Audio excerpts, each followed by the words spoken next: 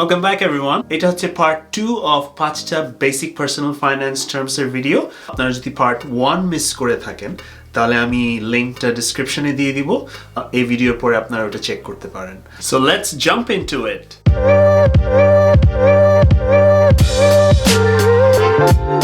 So number 1, debt অথবা loan. Debt অথবা loan essentially same জিনিসই, বাট আমরা এই দুইটা টার্ম একটু ডিফারেন্ট কনটেক্সটে ইউজ করে থাকি। তো একটা ছোট এক্সাম্পল দিয়ে এই দুইটা টার্ম বোঝানোর চেষ্টা করি।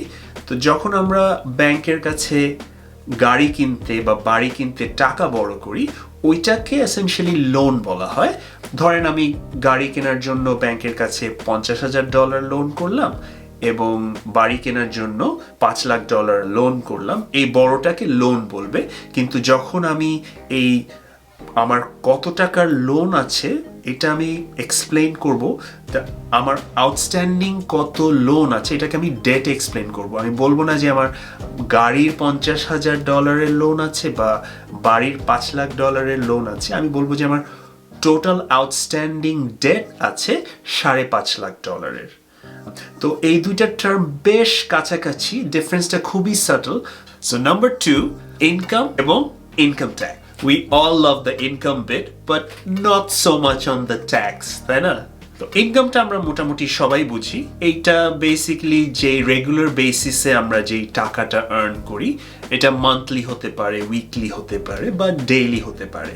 এখন ইনকাম মেইনলি দুই রকম হয়। প্রথমটা হচ্ছে অ্যাক্টিভ ইনকাম, আরেকটা হচ্ছে প্যাসিভ ইনকাম। তো অ্যাক্টিভ ইনকাম মেইনলি আমরা যেটা জব থেকে আর্ন করি সেটাকে অ্যাক্টিভ ইনকাম বলে। You're basically trading your time for money. আর প্যাসিভ ইনকাম যেটা আমার পার্সোনাল ফেভারিট, কারণ এর জন্য you don't have to trade your time for money. Literally এখানে আপনি টাকা কামাচ্ছেন ঘুমায় ঘুমায়। এইটার জন্য অবভিয়াসলি আপনাকে ইনভেস্ট করা লাগবে ইনিশিয়ালি, এবং অবশ্যই এই চ্যানেলের উদ্দেশ্য ওইটাই যে আপনাকে ইনভেস্টমেন্ট জার্নিতে যাতে অ্যাজ মাচ অ্যাজ পসিবল নলেজটা আপনাকে পৌঁছায় দেওয়া যায়, যাতে করে আপনার ইনভেস্টমেন্ট জার্নিতে আপনি অনেক সাকসেসফুল হন। ইনভেস্টমেন্ট নিয়ে ফিউচারে অনেক ভিডিও থাকবে, so make sure you subscribe so that you don't miss out on any of the future videos. এখন কথা বলা যাক not so interesting part, income tax. Income tax basically আপনি আপনার অ্যাক্টিভ এবং প্যাসিভ ইনকাম থেকে একটা পার্সেন্টেজ যেটা গভর্নমেন্টকে দেন, ওইটাই ইনকাম ট্যাক্স। এখন আমরা যেখানে যেই দেশে আর্ন করি এবং থাকি, ওই দেশে ট্যাক্সেশন সিস্টেম অনুযায়ী আমি ট্যাক্স দিয়ে থাকি। তো আমি অ্যাডভাইস করব যে আপনি যেখানেই চাকরি করছেন যেই দেশে, ওই দেশের ট্যাক্সেশন সিস্টেম সম্পর্কে যাতে অ্যাটলিস্ট বেসিক আইডিয়াটা থাকে। এখন যাওয়া যাক number 3, emergency fund. Emergency fund আমাদের সবারই থাকা খুবই প্রয়োজন, কারণ লাইফে দুর্ঘটনা বা এমার্জেন্সি যে কোনো সময় আসতে পারে। এক্সাম্পল, হঠাৎ করে আমাদের কোনো চাকরি চলে গেল বা রেগুলার ইনকাম সোর্স বন্ধ হয়ে গেল, এই ধরনের এমার্জেন্সি আমাদের যে কোনো সময় যে কারো লাইফে চলে আসতে পারে।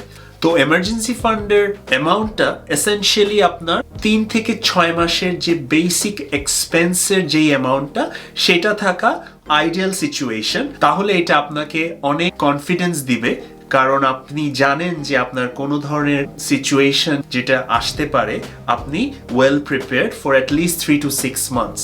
এবং এই ফান্ডটা অবশ্যই ইজিলি অ্যাক্সেসিবল কোনো সেভিংস অ্যাকাউন্টে থাকা উচিত।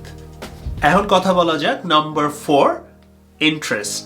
ইন্টারেস্ট হচ্ছে গিয়ে যখন আপনি কোনো ব্যাংক বা কোনো ফাইন্যান্সিয়াল ইনস্টিটিউশনের কাছ থেকে কোনো টাকা বড় করবেন, ওই প্রিন্সিপাল অ্যামাউন্টের উপর যেই পার্সেন্টেজটা ওই ব্যাংক চার্জ করবে আপনাকে, সেটাকেই ইন্টারেস্ট বলে। তো রিয়েল লাইফে ইন্টারেস্ট কয়েক ধরনেরই হয়ে থাকে, বাট মোস্ট কমন যে তিনটা, আমি ওই তিনটাই নিয়ে কথা বলবো। প্রথম হচ্ছে গিয়ে ফিক্স ইন্টারেস্ট রেট, সেকেন্ডটা হচ্ছে গিয়ে ভ্যারিয়েবল ইন্টারেস্ট রেট, আর থার্ডটা হচ্ছে গিয়ে সবচেয়ে famous compound interest rate. So প্রথমেই কথা বলা যাক ফিক্স ইন্টারেস্ট রেট। এটা রিয়েল লাইফে যেটা সিম্পল ইন্টারেস্ট রেট, এইটা প্রিন্সিপাল অ্যামাউন্টের উপরে একটা সার্টেন পার্সেন্টেজ অ্যাপ্লাই করা হয় ফর দ্য লোন টার্ম। এটার ক্যালকুলেশন খুবই সহজ। আপনি যদি ধরেন $10,000 লোন করেন at a 5% interest rate for 1 year, এইটার টোটাল ইন্টারেস্ট হবে হচ্ছে কি principal amount times the interest rate times the loan term, তার মানে $10,000 দিয়ে আপনি 5% interest rate times 1, তার মানে $500 হবে এটা টোটাল ইন্টারেস্ট। এখন আপনি যদি মাসে মাসে এটার ইন্টারেস্ট দেন তাহলে 500 ডিভাইডেড বাই 12 করে অ্যাপ্রক্সিমেটলি $42 এর মতন ইন্টারেস্ট দিবেন monthly. So for next 12 months আপনি প্রিন্সিপালের উপর আরো $500। সো টোটাল আপনি লোন করেছেন $10,000, কিন্তু টোটাল আপনার রিপেমেন্ট হবে $10,500 আর মান্থলি হবে $42 ফর দ্যাট প্রিন্সিপাল অ্যামাউন্ট যেটা আপনি লোন করেছেন। তো এটাই হচ্ছে কি ফিক্সড ইন্টারেস্ট রেট। এখন দেখা যাক ভেরিয়েবল ইন্টারেস্ট রেট। লেন্ডারের পয়েন্ট অফ ভিউ থেকে দেখলে এইটা তাদের রিস্ক ম্যানেজমেন্টের জন্য খুবই ভালো। লেন্ডার বা ব্যাংক এনশিওর করতে পারবে যে বড়োয়ার, আপনি বা আমি যে টাকাটা বড় করছি তারা মার্কেট ইন্টারেস্ট রেট থেকে কম ইন্টারেস্ট দিচ্ছে না, বরং বেশি ইন্টারেস্ট দিচ্ছে। আবার বড়োয়ারের পয়েন্ট অফ ভিউ থেকে দেখলে আমি বা আপনি সেটাও একটা ক্যালকুলেটেড রিস্কের মতন হয়ে থাকে। ইনিশিয়ালি আমরা লোন টার্মে আমরা কম ইন্টারেস্ট দিয়ে থাকি ভেরিয়েবল ইন্টারেস্ট রেট যখন নেই, but over the time market interest rate যদি বেড়ে যায় তখন আমাদের রিপেমেন্ট রেটটা বেড়ে যাবে। সো এটা এক ধরনের ক্যালকুলেটেড রিস্ক। সো ইনিশিয়ালি আমরা হয়তো কম রেটস পাচ্ছি মার্কেট রেট থেকে, ইন্টারেস্ট মোটামুটি কাছাকাছি রেটস দিচ্ছি, but over the long period of time এটা ইভেন আউট হয়ে যাবে। ইউজুয়ালি ভেরিয়েবল ইন্টারেস্ট রেটটা হয় যখন কোনো লোন অনেক লম্বা পিরিয়ডের জন্য, যেমন হোম লোন, ওই হোম লোনটা ইউজুয়ালি ভেরিয়েবল ইন্টারেস্ট রেট হয়ে থাকে, কারণ আপনি এত লম্বা সময়ের জন্য ফিক্সড রেট কোনো লেন্ডার এটা অ্যালাউ করবে না, fixed rate interest rate. Next দেখা যাক কম্পাউন্ড ইন্টারেস্ট। এইটা হচ্ছে অ্যাকিউমুলেটেড যে ইন্টারেস্ট সেইটার উপরে যে ইন্টারেস্টটা চার্জ করা হয় সেটাকে বলে কম্পাউন্ড ইন্টারেস্ট। তো কম্পাউন্ড ইন্টারেস্ট একটা ছোট্ট এক্সাম্পল দিয়ে বুঝাই। ধরেন আপনি আপনার ব্যাংক অ্যাকাউন্টে আছে $100 এবং আপনি প্রত্যেক বছর 5% ইন্টারেস্ট রেট আর্ন করবেন। তো আপনি ফার্স্ট ইয়ার পরে ওই $100 উপর 5% হয়ে যাবে $105। তো সেকেন্ড ইয়ারে কি আবার সেই $100 উপর চার্জ হবে ইন্টারেস্ট? না, সেকেন্ড ইয়ারে হবে $105, যেটা আপনি এখন সেকেন্ড ইয়ারে আপনার যে অ্যামাউন্টটা আছে সেইটার উপরে আরো 5%। তার মানে সেকেন্ড ইয়ারে আপনার টোটাল অ্যামাউন্ট যেটা হবে হচ্ছে গিয়ে 105-এর উপর আরো 5%, সো টোটাল হয়ে যাবে এখন 110.25. This, my friend, is the eighth wonder of the world. As per Albert Einstein, and he stated that he who understands compound interest earns it, and he who doesn't pays it. তো finally দেখা যাক number 5, liability. তো liability হচ্ছে এক ধরনের ঋণ, but এটা date থেকে একটু ব্রডার টার্ম।